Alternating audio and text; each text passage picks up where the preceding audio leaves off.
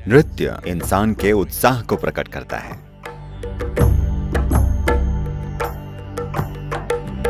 भारत में हमारे जितने भी देवता पूजे जाते हैं वे सभी नाचने वाले देवता हैं। नृत्य कई तरह से आपके संतुलन की परीक्षा है।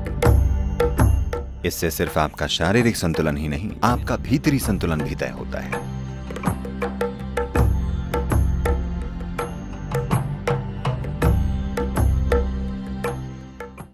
मैं बहुत खुशकिस्मत हूँ कि मुझे आज आपसे एक सवाल पूछने का मौका मिला।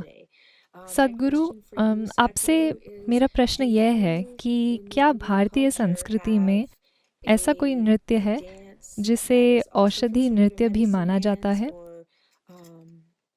क्या आप लोग नृत्य को एक ऐसी चीज़ मानते हैं जो उपचार कर सकती है? आपका बहुत बहुत धन्यवाद और आपकी यात्रा मंगलमय हो। नमस्कार मिशेल, आपसे बात करके खुशी हुई। आप नृत्य करती हैं। मुझे आपको बताना चाहिए, मेरी बेटी जो 30 साल की हैं, बस अभी 30 की हुई हैं, वो भारतीय शास्त्रीय नृत्यांगना है।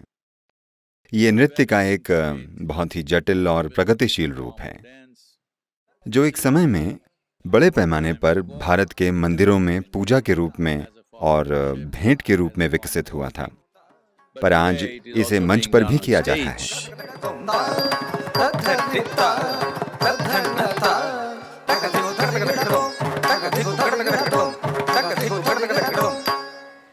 तो क्या भारतीय नृत्य किसी रूप में हमारे आध्यात्म से जुड़े हैं? क्या उनसे किसी तरह का उपचार होता है, या क्या वे सिर्फ मनोरंजन के अलावा कुछ और दर्शाते हैं? बिल्कुल, क्योंकि सभी नर्तक, भारत के शास्त्रीय नर्तक, नृत्य को एक मनोरंजन की प्रक्रिया नहीं मानते। वे इसे एक पवित्र कार्य और एक पवित्र प्रक्रिया मानते हैं। ये आपके नृत्य से बहुत अलग है, पर शरीर की बहुत ही परिष्कृत हलचलों, भेंटों और जटिल कहानियों को नृत्य के माध्यम से चित्रित किया जाता है। तो मैं आपको कुछ वीडियो भेजना चाहूँगा ताकि आप इससे परिचित हो सकें, या आप इसे वैसे भी इंटरनेट पर देख सकती हैं।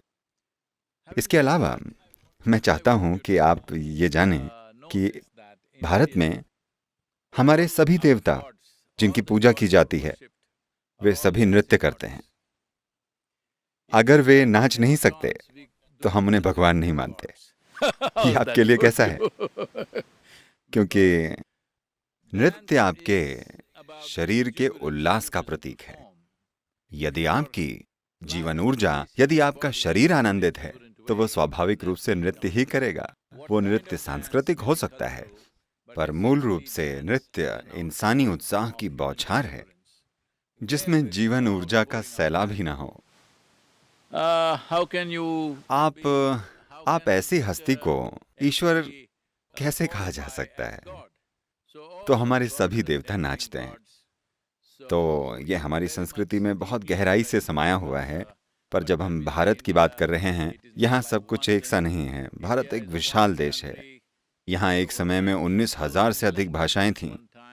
अगर आप ड्राइव करें तो हर कुछ किलोमीटर बाद आप देखेंगे कि लोग दिखते अलग हैं, खाते अलग हैं, उनके कपड़े और संस्कृति अलग है, उनका संगीत और नृत्य अलग है। तो हम भी संघर्ष कर रहे हैं, इन चीज़ों को बचाने के तरीके खोज रहे हैं, क्योंकि ये बहुत जटिल और फैला हुआ है। पर आज कुछ रूप बहुत अच्छी तरह से, क्या कहें, चलन में हैं। कई युवा उन्हें अपना रहे हैं और उन्हें मंच मिलता है। लोग उन नृत्यों को देखने के लिए पैसे भी खर्च करते हैं। तो इस पीढ़ी में ये नृत्य फिर से जीवंत हो उठे हैं। ये समझना बहुत जरूरी है कि अगर आपका शरीर नाचना नहीं चाहता, तो बात ये नहीं है कि आप नाच सकते हैं या नहीं। प्रश्न बस ये है कि क्या आपके अंदर से जीवन ऊर्जा छलक रही है या नहीं? क्या आपसे जीवन ऊर्जाएं प्रवाहित हो रही हैं, या आप एक ढलते हुए जीवन हैं? तो जिस आयाम को हम नृत्य कह रहे हैं, अगर हम बढ़ती उम्र के बच्चों में अगर ये आयाम सिखाया जाए तो संतुलन बनाया जा सकता है जैसे वो बढ़ते हैं, क्योंकि हमारे अंदर जो काबिलियत है, जो क्षमताएं हैं और हमारे भीतर जो योग्यताएं हैं और हर इंसान में जो भी प्रतिभा है वो संतुलन होने पर ही प्रकट हो सकती है। नृत्य कई तरह से आपके संतुलन की परीक्षा है। इसमें सिर्फ शारीरिक संतुलन ही नहीं, आपका भीतरी संतुलन भी तय होता है। संतुलन के बिना आप नृत्य नहीं कर सकते। ये हर संस्कृति के लिए बहुत ज़रूरी है कि इसे वापस लाया जाए, और ये बहुत अच्छा है कि आप अमेरिकन नृत्यों को वापस ला रहे हैं। और मैंने अभी आपका एक छोटा वीडियो देखा।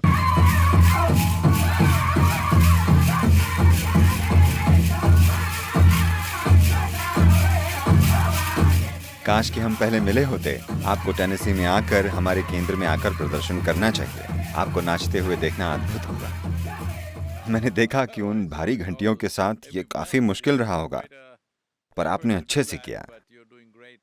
आपको बधाई और मेरा आशीर्वाद। ये संस्कृति वापस आनी चाहिए।